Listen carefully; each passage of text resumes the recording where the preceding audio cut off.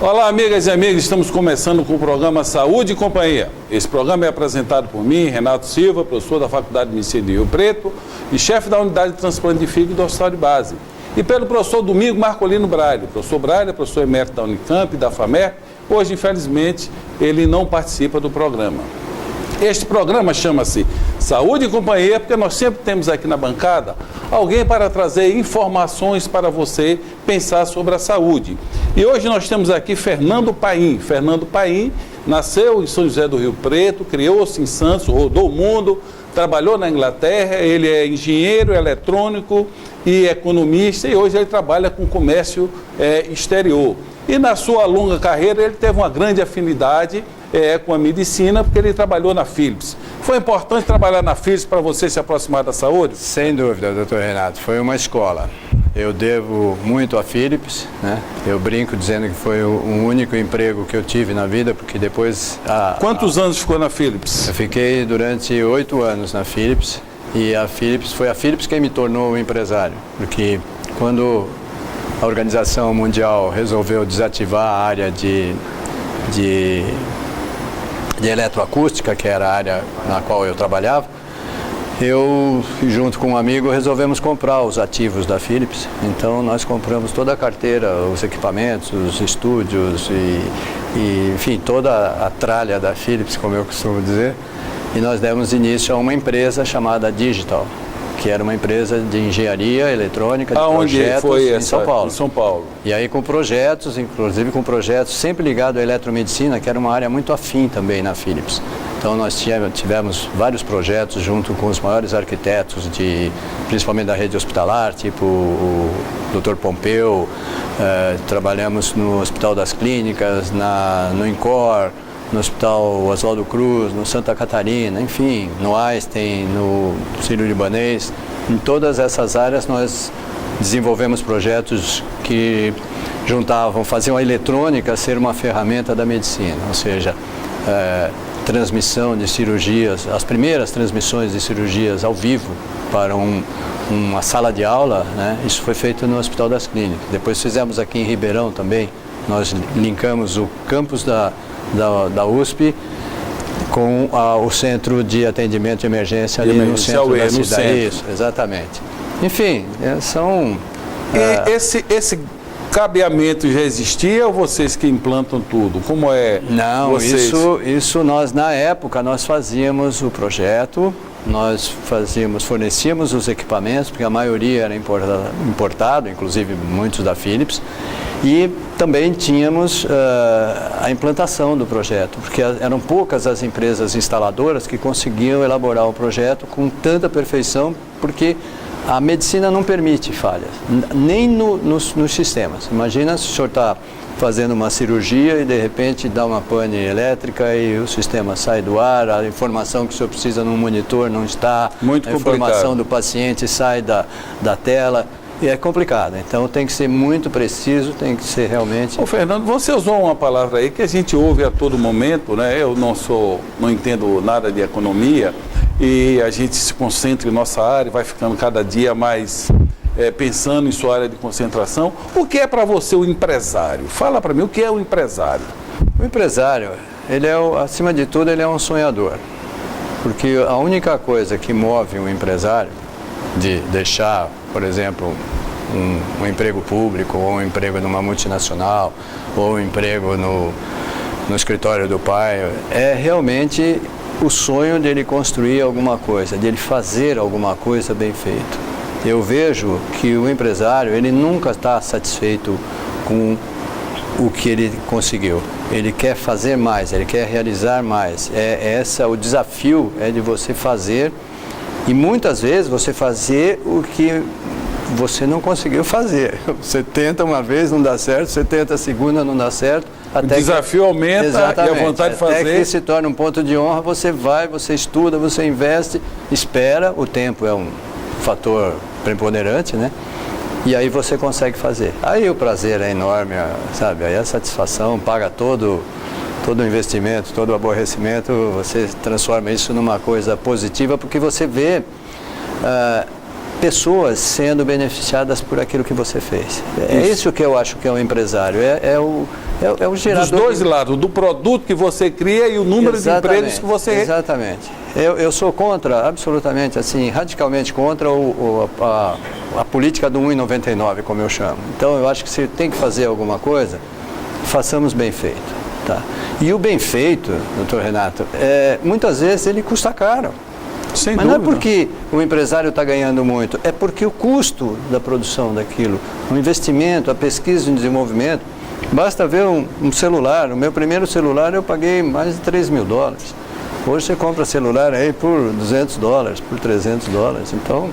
Mas isso que você está falando é uma coisa muito interessante, Fernando. Eu gostaria de um comentário seu também, porque a medicina é uma das poucas áreas onde você vai agregando tecnologia e ela vai ficando mais caro. Ao contrário das outras áreas, como você bem citou, o telefone celular era um objeto de luxo. Hoje todo mundo tem seu telefone celular com várias funções. Eu te pergunto, você que é relacionado à área médica, por que a medicina vai ficando cada vez mais cara, essa tecnologia também cada vez mais cara? Mas isso você vai responder no segundo bloco, que nós vamos para um pequeno intervalo. Por favor, não mude de canal.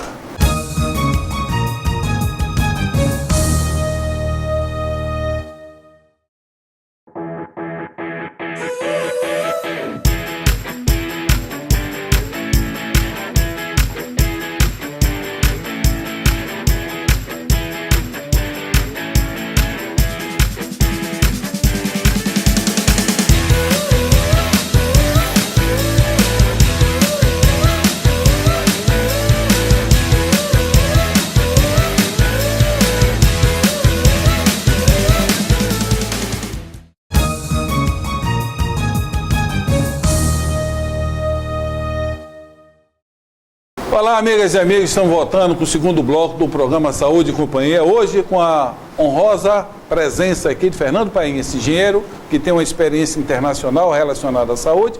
E ele fez um comentário interessante. Ele citou quanto custou o primeiro celular dele e hoje nós temos celular de um preço extremamente mais barato do que inicialmente.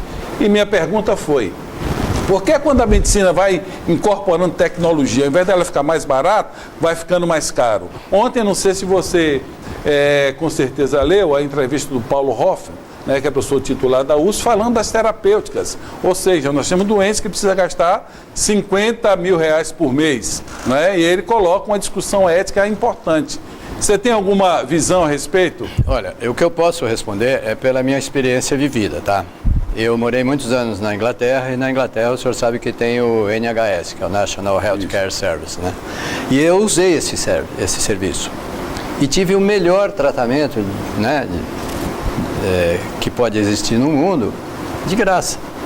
Então, a resposta é simples, porque falta investimento público na saúde, mas investimento público bem feito, bem direcionado, bem planejado, e não essas coisas que a gente vê, não é só no Brasil, não. A gente fala muito do Brasil, mas tem muitos outros países grandes. O Brasil tem exemplos positivos. Exatamente. Também, eu acho que a né? medicina no Brasil tem mais coisa positiva do que negativa. Agora, quando se trata de sistema de saúde, né, o que diminui a tecnologia, né? Então, vamos lá. Quando você investe em pesquisa e desenvolvimento, você tem um produto. Esse primeiro produto, ele é caro, porque ele é o resultado de todo esse investimento que teve. Então, você divide esse investimento por 1, fica caro.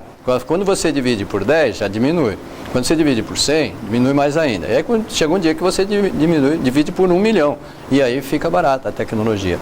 No sistema de saúde, isso não está acontecendo. No Brasil e em alguns outros países. Por quê? Porque há uma malversação. Tá? O investimento em pesquisa e desenvolvimento, pelo menos o que eu tenho acompanhado, tem sido cortado, sofrido cortes ano a ano, né? O sistema de saúde, o nosso INSS, não preciso nem falar muito sobre ele. E as universidades, que elas estão fazendo pesquisa e desenvolvimento, estão bancando o jogo com recursos próprios, porque as verbas também foram reduzidas. Então, é uma somatória, é uma cesta de digamos assim, como diria a minha avó, de serviços mal feitos, né? Pelo governo, pela sociedade, por todo mundo. Todos nós somos responsáveis. Então, eu acho que é preciso mudar o paradigma dessa tecnologia na área da medicina, no sentido de torná-la mais usável por uma quantidade maior de pessoas, e aí, consequentemente, o custo disso tudo, dessas tecnologias, vai reduzir. Isso leva tempo, é claro, mas eu acho que não tem outro caminho, né? Você tocou num ponto importante. Nós, professores universitários, nós vivemos várias transições, né? Uma delas que a universidade, ela praticamente brigava com o setor privado. Hoje está conversando. Nós temos exemplo como a Unicamp. A Unicamp, por alguns anos, criou mais patentes do que a Petrobras. Quando a Petrobras não era problema, era a solução.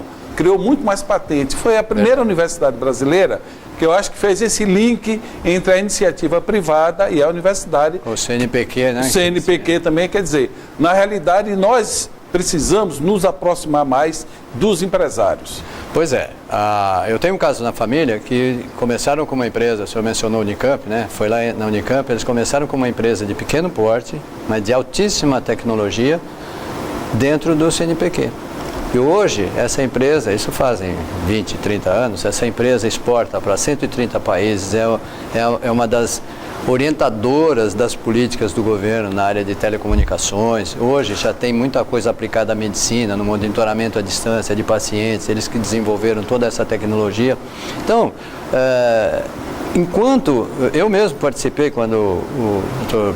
Paulo Renato era o reitor de Campinas, nós fizemos o primeiro sistema de educação à distância, exatamente juntando o hospital, juntando as salas de aula, laboratórios de imagem, de trabalhar cirurgia, de gerar material para depois para vídeos para passar em aula, né? Enfim, o senhor tem toda a razão. A iniciativa privada e a universidade, e eu diria mais, eu acho que o governo também, os governos, eles têm que sentar todo mundo junto, não dá mais para ficar, sabe, cada um... Essa dicotomia, né? Essa dicotomia que custa tanto e que traz um resultado sempre aquém do necessário. Nós só é olharmos os países que investiram em educação básica, não é? Que um crescimento astronômico. Eu vejo o Brasil com a área de saúde, nós temos o SUS aqui, que ele, embora tenha muitos problemas, existem lugares, por exemplo, eu trabalho numa área de transplante que quando eu me formei, a assistência que eu dava a esses doentes era só até a sua morte. Hoje ele tem uma esperança de ser transplantado pelo sistema público. Isso é muito ruim, a sociedade também deve discutir. Que todos os doentes, quando eles estão extremamente complicados, o seu plano de saúde não cobre, só cobre o sistema público, né? Mas, graças a Deus, o SUS é um sistema que tem dado frutos maravilhosos, não sei até quando, né? Porque essa universalização também não é uma coisa simples. Mas, Fernando, voltando agora à tua área de atuação, a tua área, você tem uma empresa hoje de comércio exterior. Isso. Tá. O que é comércio exterior? Explica pra gente. Bom, eu vou resumir isso numa frase simples, é que o mundo é ali na esquina. Então, o que eu plano. Então, hoje em dia, é tão fácil você vender para o botequim da esquina quanto para o melhor restaurante de Paris, né? Aproveitando as eleições aí que tá, Paris sempre foi Paris, né? Então, ou Londres, ou Lisboa, enfim. E essa é uma estrada de dupla mão. Você não pode apenas querer exportar sem você importar, né? Então, eu venho de uma família que meu pai era exportador de café. Então eu vivo isso desde que eu era pequeno dentro de casa. Então eu aprendi a terminologia de comércio exterior, aprendi, né, morávamos em Santos, então o Cais do Porto era quase que um passeio semanal, aí, era um quintal de casa, vai. Então, numa época em que o Brasil exportava muito pouco, tá? Mas essa coisa foi crescendo, o Brasil foi se industrializando e, felizmente, houve um crescimento muito mais provocado pelo empresariado do que pelo governo. O governo sempre veio de carona, né, no trabalho dos empresários. Então, quando a gente muitas vezes inicia uma atividade e investe naquele campo, é um campo que o governo é virgem para o governo, ele não está nem olhando para aquilo. Aí, de repente, ele percebe que aquilo pode trazer bons resultados para a balança de pagamentos, pode trazer dividendos políticos e tal, então aí eles resolvem apoiar.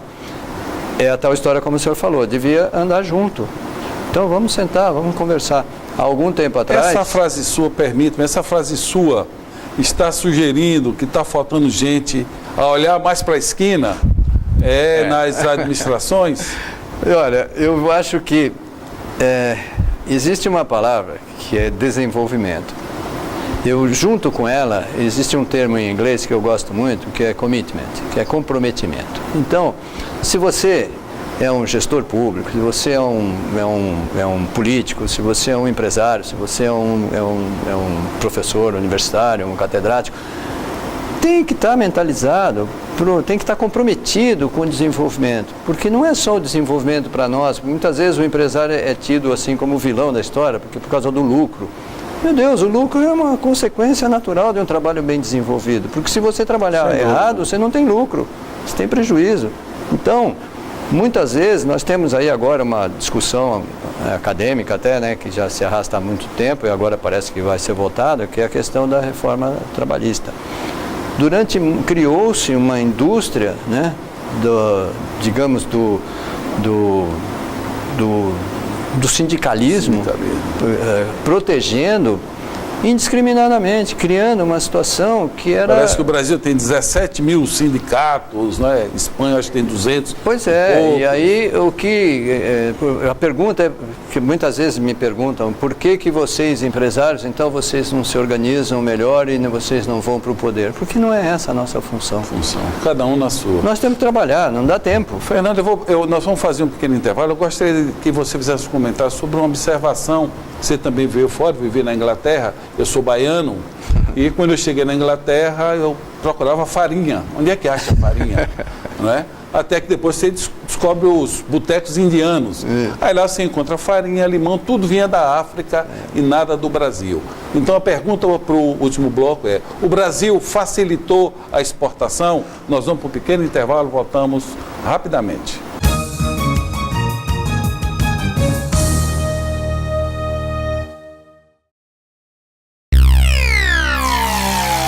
A Amplitude Net é uma empresa dinâmica e arrojada capaz de oferecer soluções completas e inovadoras nos segmentos de informática, telecomunicações, segurança e tecnologia da informação. Amplitude Net, o melhor da tecnologia em um só lugar.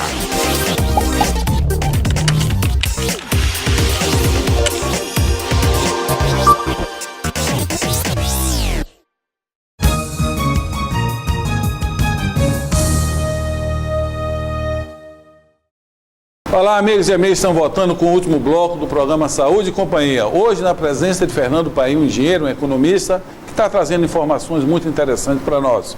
E uma das perguntas que ficou o período que eu morei na Inglaterra, se encontrava com a maior facilidade produtos africanos e muito difícil encontrar produtos brasileiros. Isso já tem muito tempo, eu cheguei da Inglaterra em 95. Mudou, melhorou, já importar está mais fácil no Brasil? Sem dúvida. O primeiro fator que eu destaco nessa mudança foi um ministro que nós tivemos no primeiro governo do presidente Lula, que foi o Luiz Fernando Furlan. Ele é um homem de comércio exterior, ele é um trader, ele é um exportador. Eu não sei se o senhor se recorda, mas durante os 4 anos que ele esteve no governo, o Brasil quebrou todos os recordes de saldo positivo, de superávit na balança de pagamentos. Isso depois de anos com governos mal sucedidos, com políticas erradas, com planos econômicos mirabolantes. Já tivemos até ministro da desburocratização, né? Exatamente. Então, nisso aparece um ministro sozinho, com uma equipe que ele montou, claro, mas com uma vontade leonina de fazer acontecer, e fez acontecer. E o Brasil se tornou conhecido lá fora. Eu até acrescentaria que grande parte do prestígio que o presidente Lula conseguiu na época foi graças ao trabalho desse ministro. Então, só que depois parece que essas coisas provocam ciúmes no meio político. Depois dele, a sucessão não deixou muito a desejar. E até hoje nós temos aí, eu faço sempre um paralelo, né, que quando você tem o exemplo do governo federal, de executivos atuando, porque o Luiz Fernando é um empresário também, né, é o presidente do Conselho da Sadia, agora da American Foods, da Brasil Foods. Então, nós temos esses exemplos, que quando se faz a coisa com planejamento, com olhar empresarial, o governo sai ganhando sobre vários aspectos, não é só na balança comercial, mas aumenta o recolhimento, né, de impostos, porque a atividade econômica cresce, as indústrias produzem mais, o comércio vende mais, o turismo vende mais, tudo a máquina toda se movimenta. Então não é um combustível só que vai fazer o motor girar, né? Nós temos que juntar uma cesta de moedas para fazer o investimento certo. Então isso passa pelos governos estaduais e passa pelas prefeituras também. Eu, particularmente, acho que o elo mais importante dessa corrente são as prefeituras. Eu dou alguns exemplos. Quando você pega uma prefeitura desenvolvimentista, eu trabalhei muito com a prefeitura de São José dos Campos por causa da proximidade com o Porto de São Sebastião. O que o ex-prefeito de lá fez naquela cidade é maravilhoso. Ele ganhou todos, na gestão dele, nos dois mandatos dele, ele ganhou todos os prêmios de urbanismo nacionais e internacionais. Hoje você atravessa em São José dos Campos, você atravessa em 10 minutos, você atravessa a cidade. Por quê? Porque ela está toda recortada por vias expressas, por caminhos que não passam no meio. Você vai para o lugar que você quer ir, você anda 10 minutos numa autopista e depois você sai, você anda 5 minutos, você chega onde você quer chegar. Isso falta, as nossas cidades do interior, elas são entupidas, né, do ponto de vista de trânsito, de planejamento. Fernando, nós temos várias cidades do interior de São Paulo que você chega, você fica assustado com uma indústria, às vezes indústria muito grande numa cidade pequena. Saindo um pouco aqui, a gente falando da área de saúde e tal, Noêmia, aqui de São José do Rio Preto, ela tem doce Schmidt. Sim. Se ela quiser exportar, se ela quiser te procurar para dizer, olha, quero botar meu produto lá na Europa, é fácil. Qual é o caminho? O investimento é grande para se fazer? Ela, qualquer empresário de Rio Preto que nunca exportou? Qualquer um pode fazer. Nós fazemos parte de alguns programas aí do governo, tipo o PayEx e outros que são incentivos, tipo o Exporta São Paulo. São programas que feitos para pequenas e médias empresas. Então, ajuda no desenvolvimento, no pesquisa de mercado, ajuda no desenvolvimento de embalagem, na preparação de material, de rótulos de embalagem, essas coisas todas em vários idiomas. No caso de algumas particularidades, que são produtos que são afetados por aspectos religiosos, por exemplo, de Israel ou de Oriente Médio, então isso requer um cuidado especial e um tratamento especial. Esses programas possibilitam isso, a custo zero para o empresariado. O que eu acho que eu recomendo para o empresariado é que percam a vergonha ou a timidez ou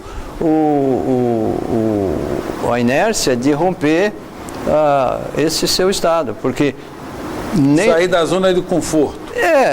Veja o que aconteceu agora. Nos últimos 4, 5 anos, nós tivemos um exemplo disso. O dólar passou dos R$4, aí todo mundo queria exportar. Mas não é bem assim, porque tem que pensar do lado de lá. O que um importador de produtos brasileiros quer?